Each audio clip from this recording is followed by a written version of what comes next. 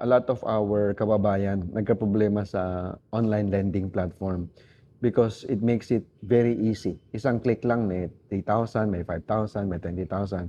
Click lang click, hindi mo namalayan before you know it, naka 50,000 ka na. And then since emergency naman, may pakailangan naman, may bibilhin naman, nagpa-pile up na siya. And sooner or later, napansin mo, hindi mo na kayang bayaran, pati yung minimum. Tsaka yung interest rate niyan, hindi naman mura. Masyadong mataas yan. Could be 3, 5, 8% every month. Kaya, ang sinasabi ko, we should learn basic math arithmetic. Huwag yung sasabihin ng typical Pilipino na, ay, mahina ako sa math, hindi ko alam yan. Yung basic math, algebra, interest rate, plus, minus, dapat alam ng lahat, basic skill yan. Parang life skill yan, dapat marunong ka lumangoy. No, marunong kang tumawid ng daan. Dapat marunong ka mag-compute ng interest computation, simple at compound. I will not be like other content providers na calculate. I'm going to tell you the tools, no? Dapat aralin mo, dapat alamin mo yung interest rate. That is really the business model of online lending. Just kung hindi ka makabayad, yung collection methods niya, medyo maraming ways, no? Of course, kung utang yan, dapat babayaran. But there is a good way of collecting, a principled way of collecting, no? Especially yung pagpautang ay binibigla ka, iniinganyo ka.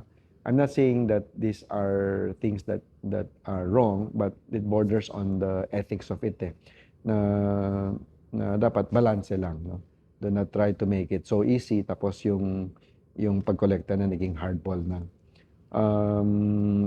You can get calls, texts, yung social media accounts mo, in all ways, parang pinapa-pressure ka na. Parang dumidilim ang mundo mo, parang pinapahirapan ka na. Hopefully, hindi naman nagkakaroon ng threats. Hindi ka naman tinatakot, no? But may undertone kasi na ganyan. Last year, 2025, was a very bad year for all of these borrowers. Talagang yung mga collection practices na hindi na tama, hindi maganda. Hopefully, gladfully, our regulators were able to come in and fix the issue by cracking down on all these bad practices, no? So medyo nag-temper na, nag-die down na. But still, it doesn't excuse oneself from the discipline of not borrowing unless it's needed. And kung kailangan talagang umutang, alamin muna kung anong inuutang mo, especially the interest portion, where it can be very expensive to pay off a debt, no? So ganun ang ating mensahe dito sa online lending platforms. The best way is still to have the discipline, and the best solution is to make a resolution to continue with our New Year series na 2026 and beyond, dapat debt-free na tayo.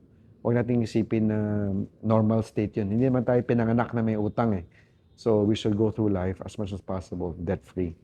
That will give you the freedom to create, the freedom to be who you are, and the freedom to make income count for your welfare.